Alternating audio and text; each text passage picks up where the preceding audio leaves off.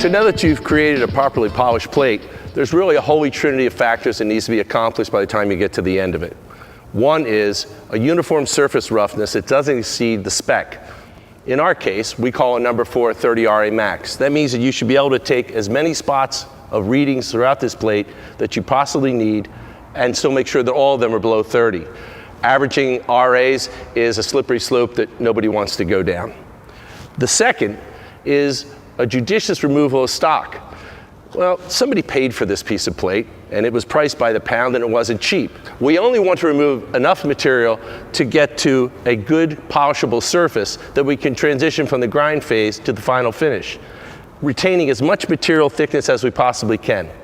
Some engineer somewhere decided the proper thickness that they wanted for this plate, and that wasn't a mistake.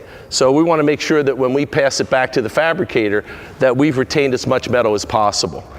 Excess stock removal can be a real problem down the road, particularly after a piece is fabricated and you don't have enough wall thickness to create a well-structured piece of equipment. And finally, number 3, it's got to look good.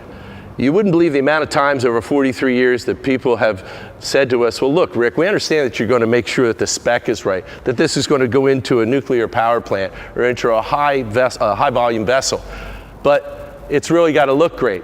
As a matter of fact, many years ago, after the vessel had been approved and the finish looked great, we finally had the purchasing fellow walk in, stick his head in the man door, and he needed to know that it looked terrific, not just function. All those 3 have to come together to make sure that you've given the customer the value that they believe that they bought.